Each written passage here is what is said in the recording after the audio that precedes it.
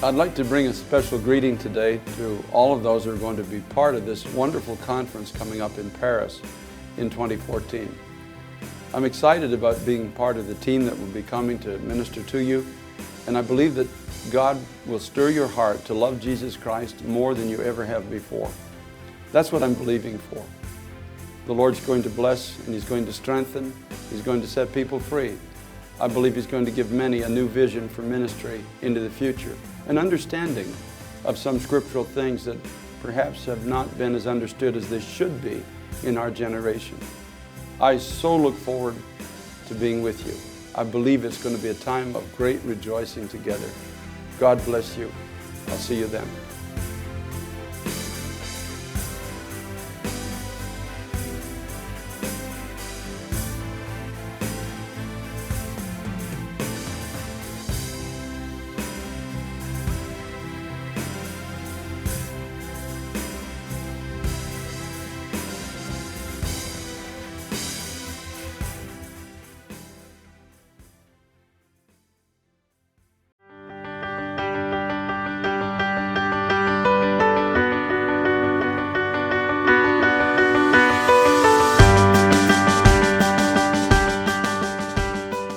Amen, Seigneur. Amen. Et Amen. Gloire à Jésus. Je vous invite ce matin à ouvrir avec moi nos Bibles dans l'Évangile de Jean. Nous y retournons depuis le début de l'année. Vous savez que nous suivons pas après pas cet Évangile. Quoiqu'aujourd'hui nous faisons un petit pas en avant, il se trouve que je vais garder la fin du chapitre 4 pour la conférence Paris pour Christ. Ça tombe très bien. Et nous allons aller au chapitre 5 et nous retournons à Jérusalem avec Jésus, Jean chapitre 5, versets 1 à 9. Après cela, il y eut une fête des Juifs et Jésus monta à Jérusalem. Or, à Jérusalem, près de la porte des brebis, il y a une piscine qui s'appelle en hébreu Bethesda et qui a 5 portiques. Et sous ces portiques étaient couchés en grand nombre des malades, des aveugles, des boiteux, des paralytiques, qui attendait le mouvement de l'eau, car un ange descendait de temps en temps dans la piscine et agitait l'eau. Et celui qui y descendait le premier, après que l'eau avait été agitée, était guéri, quelle que soit sa maladie. Mais là se trouvait un homme malade depuis 38 ans. Et Jésus, l'ayant vu coucher, et sachant qu'il était déjà malade depuis longtemps, lui dit « Veux-tu être guéri ?» Et le malade lui répondit « Seigneur, je n'ai personne pour me jeter dans la piscine et quand l'eau est agitée. » Et pendant que j'y vais, un autre descend avant moi. « Lève-toi, lui dit Jésus, prends ton lit et marche. » Et aussitôt cet homme fut guéri, il prit son lit et marcha. Encore une fois, avec l'évangile de Jean, il est question d'eau. L'eau transformée en vin à Cana, l'eau du puits de Jacob en Samarie, et maintenant l'eau de la piscine de Bethesda, dans laquelle, et dans des conditions tout à fait particulières, un malade pouvait être guéri en s'y plongeant. Enfin, c'est ce qu'on disait. Mais dans cette histoire, il est aussi question d'un homme malade depuis très longtemps, 38 ans, c'est une vie, toute une vie de maladie. Un homme qui est captif de sa maladie, mais qui est aussi captif de ce que je vais appeler son paradigme religieux, c'est-à-dire sa façon de penser, notamment les miracles.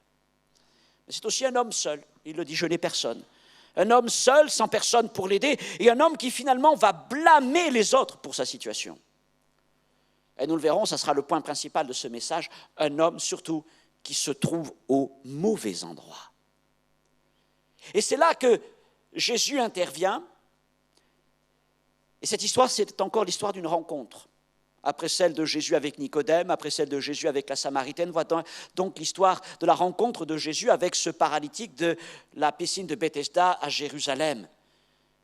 Et là, encore une fois, le Seigneur manifesta sa gloire, sa puissance, mais surtout sa miséricorde et sa compassion. Mais non pas une compassion à la façon des hommes, plein de condescendance. Non, la compassion selon Dieu, la compassion puissante, la compassion créatrice de vie. Et puis ce texte nous offre la possibilité à nous de nous interroger sur certaines réalités que nous cherchons parfois à dissimuler. Mes frères et sœurs, beaucoup d'entre nous vivent leur vie chrétienne comme paralysés. Paralysés dans une peine, une souffrance, une épreuve, peut-être depuis 38 ans, je ne sais pas, mais en tout cas peut-être depuis longtemps, et ressassant sans cesse leur désespoir, leur frustration sur les bords de leur piscine de Bethesda. Et souvent, ils s'enferment dans des schémas de pensée personnelle, soupirant après un hypothétique mouvement spirituel particulier qui semble toujours leur échapper et profiter à d'autres. Et au bout du compte, ces frères, ces sœurs stationnent spirituellement au mauvais endroit. Et au lieu de se réjouir dans la présence de Dieu, ils demeurent à Bethesda. Mais ce matin, c'est la fête et Jésus est au milieu de nous. Ce matin, le Seigneur de la compassion, de la miséricorde et de la grâce est au milieu de nous. Il a de la puissance de nous libérer de nos maladies et de nos systèmes de pensée pour nous conduire jusque dans la maison du Père.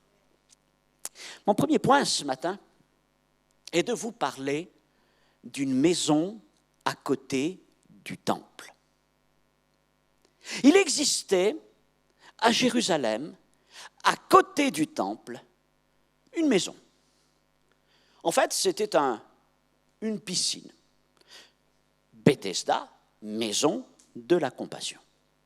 Et pour ceux qui connaissent Jérusalem, elle se situe dans cette église, l'église Sainte-Anne. En 1888, les archéologues ont fait des fouilles et ils ont exhumé des bassins, les bassins de Bethesda et des portiques. Et ils ont même mis en évidence une fresque sur laquelle est représenté un ange qui vient remuer l'eau. Maintenant, n'y voyez pas là un bassin olympique avec plongeoir et plage pour bronzer. Car avant toute autre chose, la piscine de Bethesda était un réservoir d'eau alimenté par deux sources provenant du Cédron, la rivière qui coule juste en bas à Jérusalem. Aujourd'hui, c'est le lieu des chats à Jérusalem. Et cette piscine était donc située à côté du temple, juste à côté du temple, et d'un endroit que, suivant les versions, on appelait la porte des brebis, ou d'autres encore, le marché des brebis. Et c'était par ce lieu que les bergers, les éleveurs, amenaient à Jérusalem leurs troupeaux pour les vendre. Et ils les faisaient passer par cette porte de brebis qui donnait directement accès au pâturage de Judée. Et en rentrant par cette porte des brebis, à leur gauche, il y avait la montagne de Morija sur laquelle se dressait le temple, et à leur droite, il y avait là le marché aux bestiaux, et particulièrement ce lieu, Bethesda, qui dans certaines traditions, et je vais dire tradition catholique qui remonte à Jérôme et la Vulgate, est appelée piscine probatique. Qu'est-ce que c'est une piscine probatique? C'est l'endroit où on nettoyait les bêtes. Arrivant du désert et des pâturages, avant de les vendre, on les nettoyait dans cette piscine. Et à quoi servaient ces bêtes? Certaines allaient être vendues pour être mangées, mais la plupart d'entre elles étaient ensuite amenées au temple voisin pour être offertes en sacrifice au Seigneur. Et voilà donc ce qu'était Bethesda. Mais ce n'est pas tout. À cause de cette histoire d'un ange descendant de temps à autre pour remuer l'eau du réservoir, une foule de gens misérables s'agglutinait sur les bords de la piscine. C'était toute la misère de la condition humaine qui était là. Parce qu'on se disait, de bouche à oreille, que lorsque l'eau frémissait, le premier qui y plongerait serait guéri instantanément de sa maladie, quelle que soit sa maladie. Légende, fait réel, je ne trancherai pas. D'ailleurs, la plupart des traducteurs ne tranchent pas parce que dans vos Bibles, beaucoup des Bibles, ce verset est entrecroché. On ne sait pas trop s'il est authentique ou s'il a été rajouté plus tard. Parce que dans beaucoup de versions anciennes, des plus anciens manuscrits, il n'y est pas. Bon, en tout cas, ni Jean ni Jésus n'ont parlé de cette chose-là. Mais il devait y avoir certainement une légende qui traînait pour dire que tous ces gens soient là réunis autour de cette piscine. Bethesda offrait donc un large et saisissant panorama de la souffrance humaine. Comme Jean l'écrit, il y avait des malades, des aveugles, des boiteux, des paralytiques, autrement dit, des cas désespérés pour qui aucun secours médical ne pouvait être apporté, des gens pour qui la société n'avait pas ou plus de solution ni de réponse. Et la vie des gens de Bethesda se résumait alors à ce verbe « attendre », attendre. Non pas attendre une opération médicale, ni un traitement, ni un médicament, mais leur seul et unique espoir était un miracle. Sachant que certaines assemblées s'appellent Bethesda, c'est avec respect que je dis cela. L'Église n'est pas Bethesda. Car Bethesda n'était pas dans le temple, mais c'était la maison à côté du temple. Et ceux qui étaient à Bethesda n'avaient généralement pas le droit de rentrer dans le temple. Et mes frères et sœurs, nous devons veiller à ce que l'Église ne soit pas une Bethesda version évangile de Jean, sous les portiques desquels viendraient s'agglutiner des gens blessés par la vie ou le péché, incapables d'accéder à une véritable relation avec Dieu en Jésus-Christ et espérant que leur sort, un jour, le sort leur soit favorable. Non, l'Église n'est pas une cour des miracles où des anges viendraient de temps en temps agiter l'air en battant des ailes. Le miracle n'est pas une loterie, mais une grâce à vivre dès aujourd'hui. Je ne veux pas vous offenser dans ce que je dis, ou je ne veux pas que vous me trouviez manquant de compassion, c'est pas ce que je dis. L'Église doit accueillir ceux qui sont malades, paralysés, boiteux, physiquement ou de la vie. Mais nous n'avons pas vocation à être une Bethesda où les gens sont comme scotchés dans leur vie. Bethesda n'était pas le temple. Bethesda était la maison à côté du temple. Dieu n'a pas prévu que ses enfants demeurent à Bethesda, il nous attend dans sa maison. Et c'est en cela que je dis que l'Église ne doit pas être une Bethesda. Et il est terrible alors de constater que malgré tout, c'est la situation de beaucoup de chrétiens, beaucoup d'entre nous qui ont commencé à proclamer leur foi en Jésus-Christ, qui croient que la parole nous assure que par Jésus-Christ, nous sommes rendus réellement libres, qui croient que Christ a tout accompli pour nous, et qui pourtant vivent encore aveugles, boiteux et paralysés. Ils sont comme stagnants à Bethesda. Ils sont coincés dans un endroit particulier de leur vie, et peut-être même pour une longue période sans aucune perspective d'avenir. Ils sont paralysés au point de ne plus rien entreprendre, de ne plus rien concevoir pour demain, sinon que d'attendre. Mes frères et sœurs, l'Église, ce n'est pas Bethesda. L'Église, c'est le temple. Et nous sommes appelés à rentrer dans le temple. Mais trop d'entre nous se languissent, meurent de faim, de souffrance sous les portiques de Bethesda. Maintenant, représentez-vous la situation de ces pauvres hommes. Ils doivent déjà se disputer les premières places, les plus proches de l'eau. Puis imaginez le rush aux premières ondées. Peut-être que certains ont quelques parents ou amis qui peuvent les prendre et les jeter dans l'eau. D'autres ont peut-être quelques moyens financiers et peuvent payer des serviteurs. Mais d'autres, certainement la plupart, sont seuls. Et n'ont personne pour les aider. Et pour les plus faibles, les plus malades, les plus seuls, la déception de ne jamais être le premier. Toujours quelqu'un qui va plus vite. Et où était la miséricorde dans tout cela? Où était la compassion? Et quelle miséricorde ces gens recevaient de ceux du temple? Des gens du temple. Non seulement des pèlerins, mais aussi des lévites, des sacrificateurs. Ceux-ci étaient plus soucieux de vérifier la qualité des animaux que de la santé des hommes qui étaient allongés dans ce lieu. Ils étaient plus soucieux du nettoyage des bêtes sélectionnées que de soulager les souffrances de ceux qui gisaient là. Finalement, comme ces bêtes rejetées qui ne pouvaient être offertes en sacrifice au Seigneur parce qu'imparfaites selon les critères établis par les sacrificateurs, eh bien ces hommes ne pouvaient entrer dans le temple. Ils étaient rejetés, ils étaient comme déclassés. Ils vivaient gisant abandonnés à Bethesda.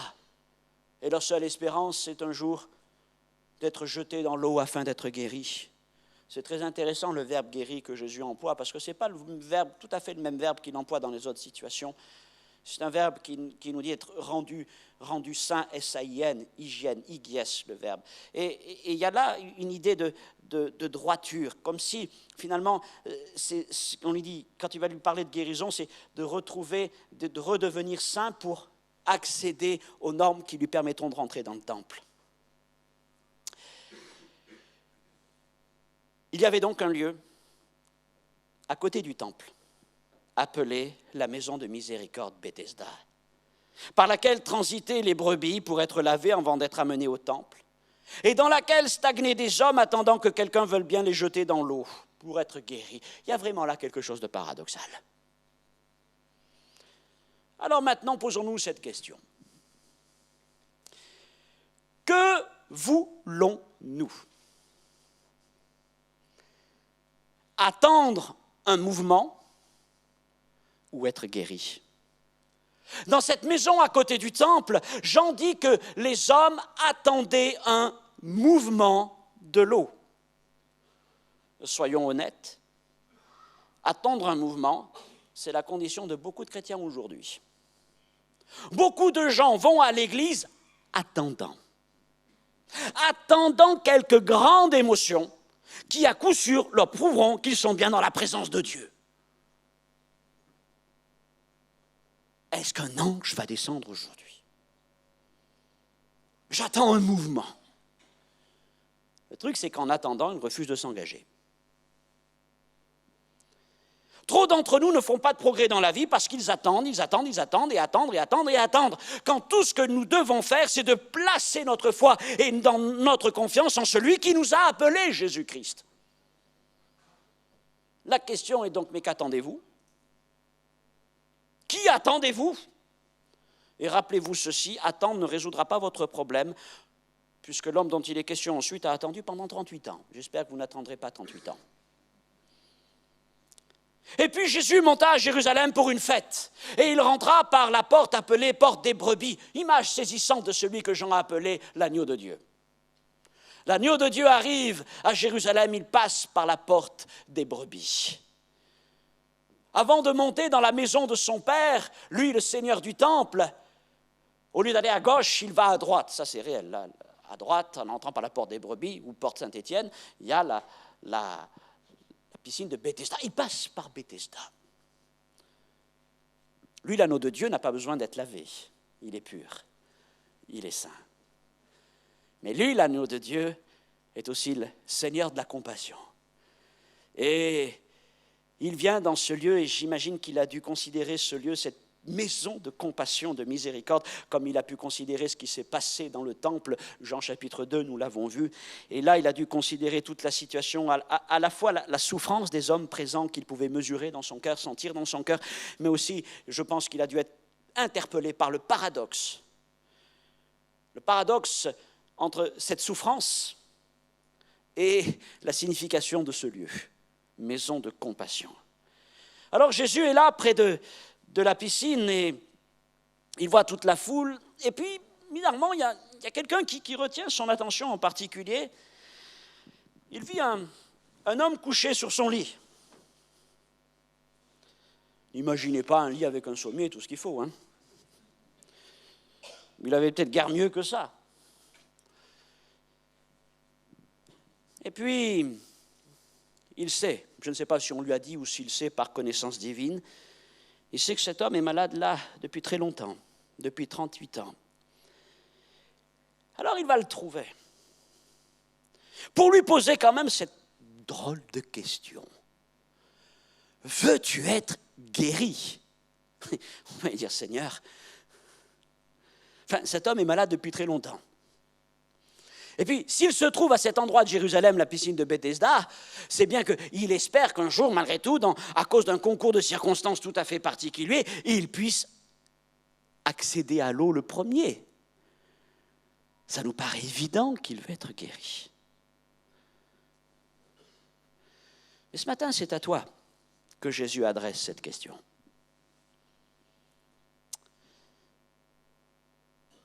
C'est à toi que, mon frère, ma sœur, que Jésus pose cette question. Veux-tu être guéri. Et là, je veux vraiment toucher le cœur de mon message. Ce message, c'est un message pour l'Église. Frères et sœurs, nous sommes passés par la porte des brebis. Nous sommes passés par la porte des brebis. Nous avons cru en Jésus-Christ. Nous le suivons, c'est notre berger. Et nous voulons monter à la maison de notre Dieu. Mais il se trouve qu'en passant par la porte des brebis, il y a la maison de miséricorde. Et nous savons que le Seigneur est un Dieu de miséricorde. Et nous sommes là, pour beaucoup d'entre nous, nous sommes à cette piscine de Bethesda, soupirant après être lavés. Car nous ne pouvons pas nous le cacher les uns aux autres. Ce n'est pas le fait d'être passé par la porte des brebis qui a tout guéri intérieurement. Les blessures sont encore là, les blessures de la vie. Parfois même, la puissance du péché est encore agissante dans les cœurs des croyants, même s'ils veulent de tous leurs fibres s'attacher au Seigneur.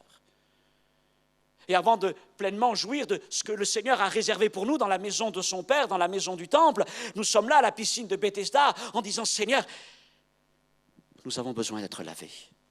Nous avons besoin d'être guéris. Nous avons besoin d'une nouvelle hygiène de vie. Ilkies, c'est le verbe que Jésus a employé. Et le Seigneur s'adresse à nous. Pourquoi ? Parce qu'il sait que beaucoup de croyants demeurent à Bethesda. Parfois des années, des dizaines d'années. Et pour être honnête, il passerait au milieu de nous, lui qui voit toutes choses, qui connaît toutes choses jusqu'au plus profond de nos cœurs. Lui sait si tu te trouves à Bethesda ou si tu te trouves dans la maison qui est de l'autre côté de la rue, c'est-à-dire le temple. Et si toi, tu te dis, mais je suis quelqu'un de Bethesda, alors le Seigneur te dit, veux-tu être guéri ? Et s'il te pose cette question, c'est parce qu'il y a cette autre question qui est comme entre parenthèses, mais qui est là, résonnant à nos oreilles, à notre cœur. Où veux-tu attendre ? Veux-tu être guéri ou veux-tu encore attendre ? Et certainement que si Jésus passait là au milieu de nous, il le fait d'une manière spirituelle et il doit certainement s'interroger quand il en voit plusieurs attendre qu'il résolve des problèmes qu'il a déjà résolus il y a 2000 ans. Attendre une délivrance, une guérison, un renouvellement, alors qu'il a déjà proclamé la liberté pour les prisonniers, le recouvrement de la vue aux aveugles, la liberté pour les opprimés, et également annoncer une année de grâce et de faveur de la part du Seigneur. Et il se demande ce que nous attendons. Et si nous disons, nous attendons un mouvement, oh, bien sûr, pas le mouvement d'un ange, quoique il y a quelque temps, c'est ce qui est arrivé. Un mouvement de quoi attendons-nous ? Oh, pour certains, ils vont attendre un mouvement de guérison spirituelle, un mouvement de délivrance, un mouvement de puissance, un mouvement de réveil. Nous attendons un mouvement, Seigneur. Et Jésus nous dit, mais écoute, j'ai tout accompli. J'ai tout accompli. Pour que tu ne demeures pas à la piscine de Bethesda, pour que tu ne sois pas là, laissant passer, laissant filer les mois et les années, attendant quelque chose. Et généralement, ce qui se passe, c'est quand on attend, c'est toujours les autres qui reçoivent. Ah, moi, ça fait des années que je suis dans l'église. Lui, il vient de rentrer, elle était guérie. Moi, ça fait des années que je prie pour avoir le baptême du Saint-Esprit. Lui, à peine sorti de l'eau du baptême, ça y est. Ça nous échappe toujours. Je passe à côté du mouvement. Jésus nous dit, j'ai tout accompli. Veux-tu être guéri ? Et c'est la question que Jésus nous adresse aujourd'hui. Question étonnante. Et puis réponse déconcertante de la part de ce bonhomme. Le brave homme ne répondit pas directement à la question de Jésus, il ne lui a dit ni oui ni non. Oh, mais la seule chose qu'il a dit, c'est qu'il va défendre son système. Malgré sa non-guérison, il défend son système. Le problème, ce n'est pas d'attendre le mouvement de l'eau. Ce n'est pas d'espérer qu'un ange descende. Non, le problème, c'est les autres. Le problème, c'est qu'il n'a personne pour l'aider, le porter à l'eau et le jeter dans l'eau. Et il y en a toujours d'autres qui finissent par y descendre avant lui. Et ça, c'est souvent quelque chose qui se passe. Non, on ne remet pas en cause nos façons de penser, nos modèles religieux. Oh, ça, c'est la bonne manière. Mais le problème, c'est les autres.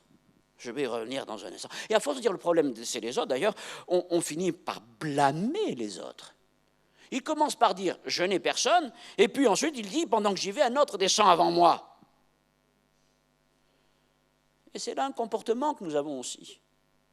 Je n'ai personne, personne pour m'aider. Je vais peut-être pousser un peu le bouchon, mais on a l'impression que dans la vie chrétienne, voilà, il faut qu'il y êt toujours quelqu'un qui soit là, qui nous tende la main. S'il n'y a pas quelqu'un avec nous, s'il n'y a pas quelqu'un qui nous tire en avant, on n'avance pas. Êtes-vous en train de blâmer quelqu'un parce que vous êtes comme scotché sur les bords de la piscine de Bethesda? Vous savez, en blâmant, ça nous permet de nous excuser.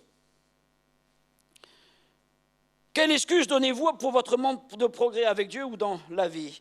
Certains vont blâmer leur famille, certains vont blâmer leur patron, leur pasteur, leur église, le gouvernement, l'Europe. Vous pourrez la blâmer dans quelques semaines. On peut faire ça. Puis, le brave homme a dû se dire, mais tiens, en voilà un qui s'intéresse à moi. Peut-être a-t-il l'intention de me donner un coup de main. Pourquoi est-ce qu'il ne resterait pas à côté de moi là? J'ai de la place sur mon lit. Il pourrait rester à côté de moi, attendre que l'eau frémisse. Comme ça, quand ça bouillonne là-bas, vite, il me prend, il est costaud, il est fort, ça va. Il pourra me jeter dans l'eau et comme ça, au moins, je serai guéri. Vous savez que ça nous arrive de faire ça? On veut amener Dieu dans nos schémas de pensée religieux. Il faut que la bénédiction soit comme ça, le miracle c'est comme ça, j'attends tel mouvement. Seigneur, viens avec moi. Ce n'est pas la manière de faire. Et ce que Jésus veut faire surtout, c'est amener cet homme à se détourner de la piscine. Regarde-moi l'eau. Regarde-moi. Regarde-moi, lui dit Jésus. Autrement dit, il veut capter son attention. Il veut l'amener à le regarder à lui, le Seigneur de la compassion. La compassion n'est pas dans la piscine de Bethesda, la compassion est dans Jésus. Mais la compassion, selon Jésus, n'a rien à voir avec notre façon des fois de concevoir la compassion. Pour nous, la compassion, c'est je suis là avec toi, je te frappe dans le dos. Ça c'est de la compassion, la miséricorde. On va pleurer ensemble, je vais te porter, je vais te soutenir. Ça, c'est de la compassion. Ah oui, celui-là, il est compatissant, il est miséricordieux. Le Seigneur n'a rien fait de ça. Le Seigneur de compassion manifeste sa compassion en mettant le bonhomme face à ses responsabilités. Et il le met face au défi de quelque chose de nouveau, l'obéissance et l'action de la foi. Et ce que Jésus a fait envers cet homme pourrait nous paraître un peu scandaleux. Jésus n'a ni prié pour lui, il n'a même pas voulu s'asseoir avec lui pour lui dire « je serai là avec toi ». Il n'y a même pas imposé les mains, il ne lui a même pas tendu la main. Mais il lui a dit d'agir. Il lui a ordonné d'agir. Séance tenante et tout seul.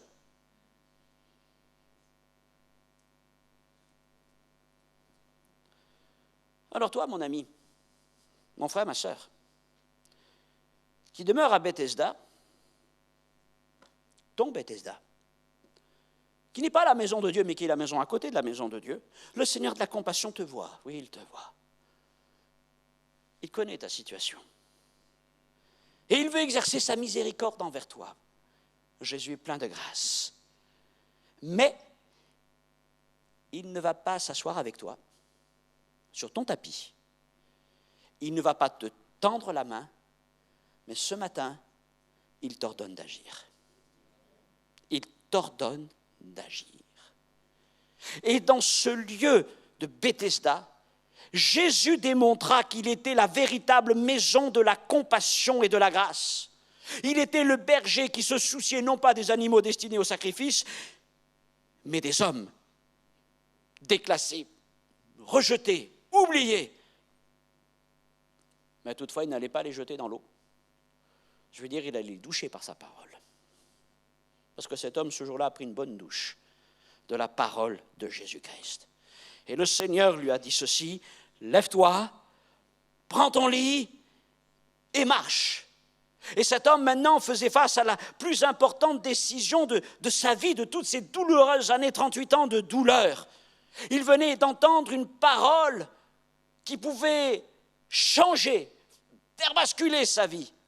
Mais elle le plaçait face à ce défi. Lève-toi, par la foi, sois rétabli ou reste étendu là à t'apitoyer sur toi-même. Entendant ça, l'homme aurait pu rester étendu près de la piscine, incrédule, refusant de bouger, pensant en lui-même, mais ça ne peut pas marcher ça. C'est pas comme ça qu'on fait. C'est pas comme ça que ça se passe à Bethesda. À Bethesda, d'abord, on nous plonge dans l'eau et ensuite on marche. Lui, il nous dit d'abord de me lever, me marcher. C'est pas comme ça qu'on fait.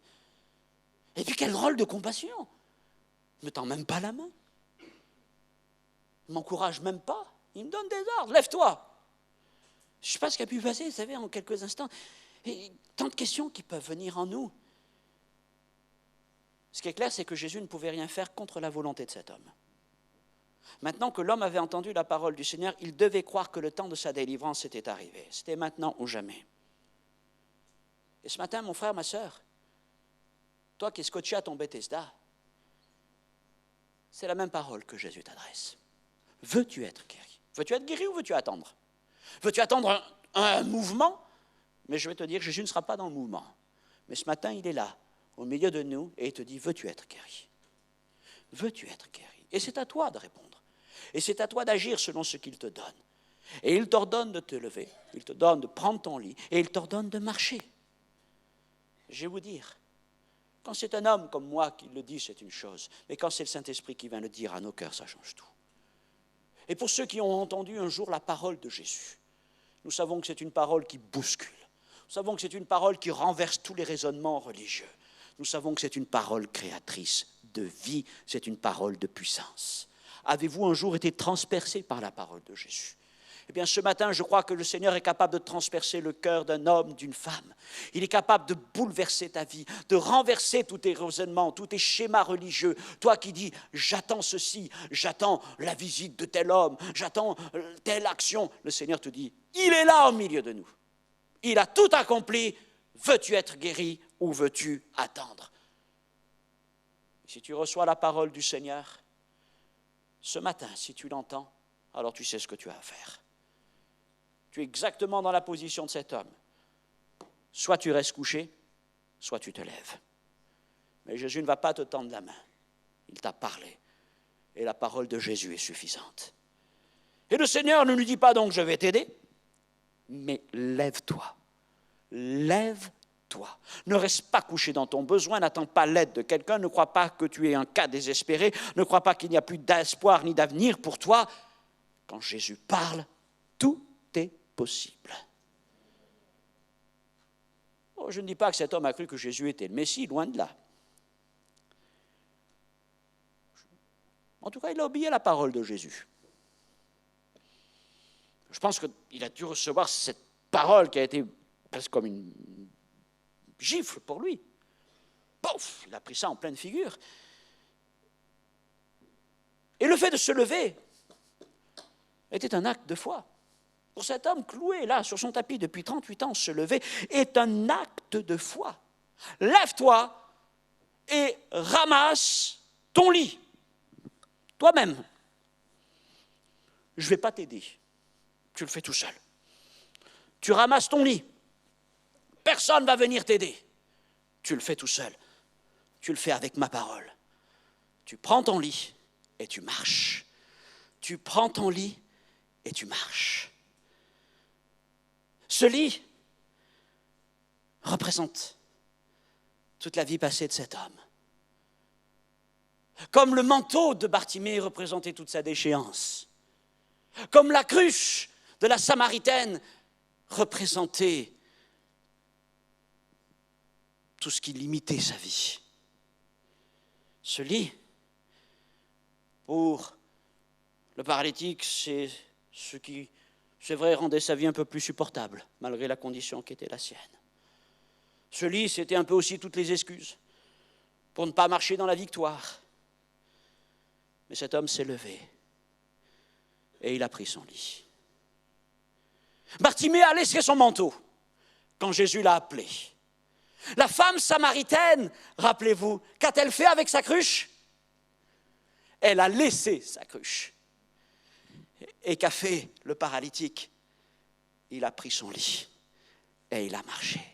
Et pour cet homme, prendre son lit, c'était un signe de victoire. C'était un signe de victoire sur toutes ces années de souffrance. Le signe de sa délivrance.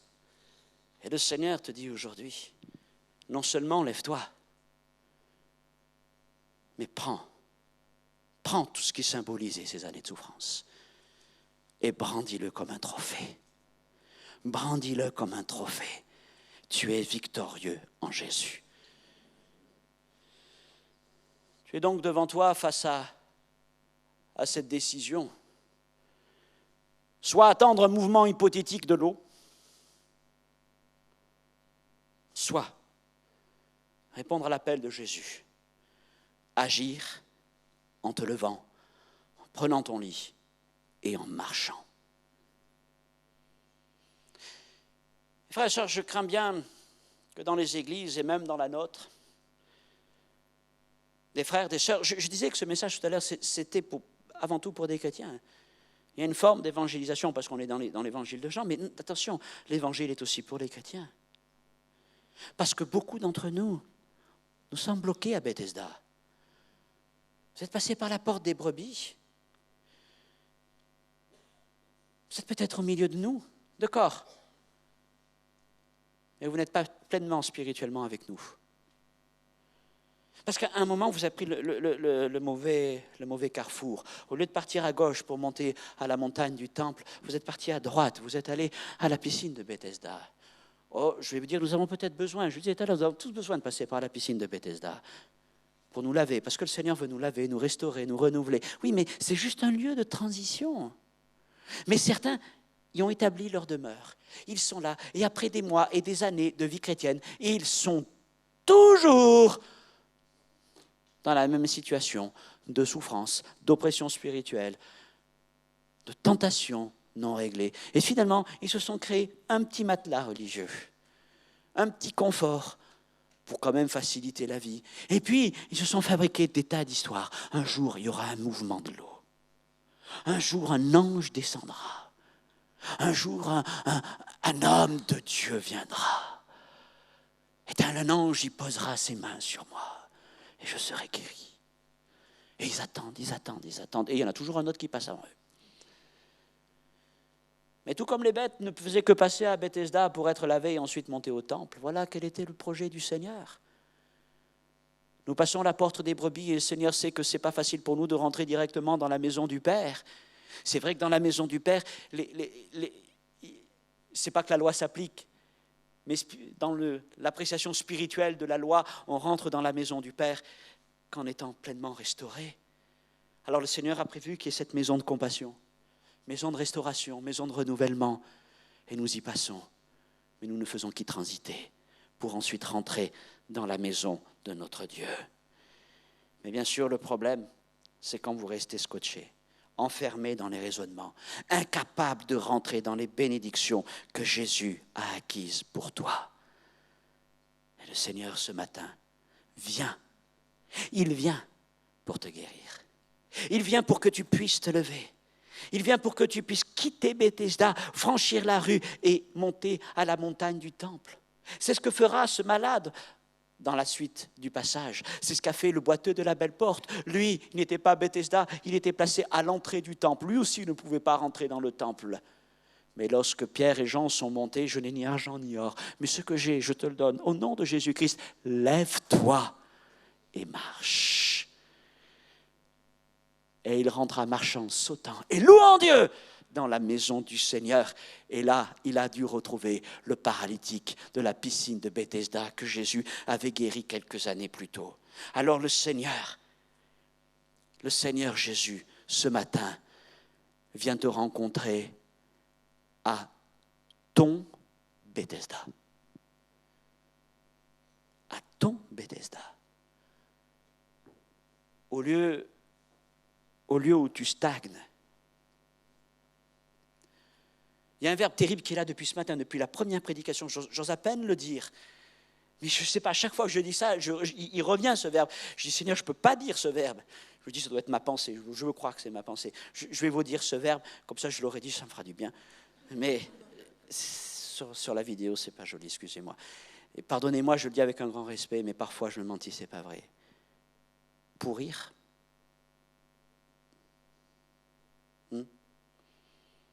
Pourrir. Ouais. Une vie chrétienne qui se décompose. Là, à Bethesda.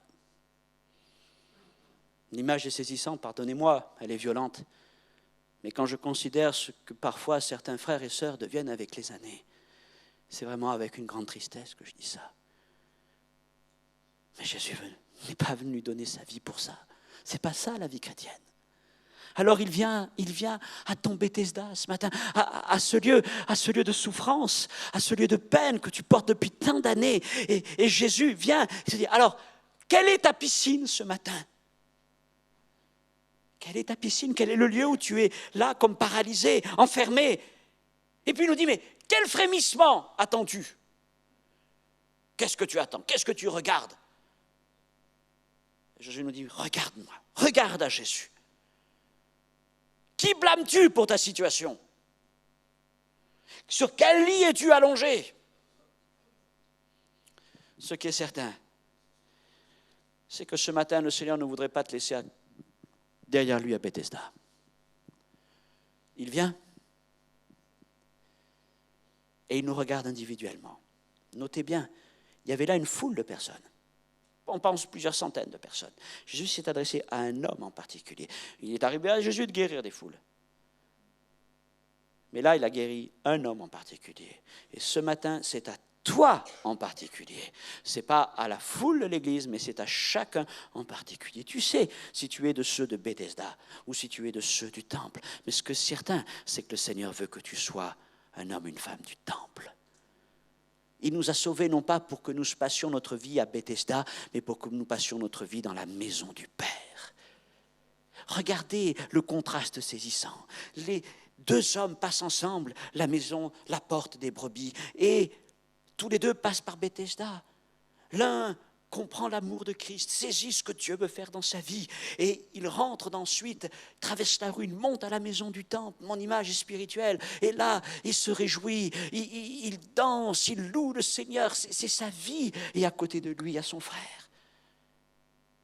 Parce que c'est son frère, et passé par la même porte, mais il demeure comme stagnant à Bethesda. Il n'arrive pas à s'en sortir. Les années passent, il n'arrive pas à s'en sortir.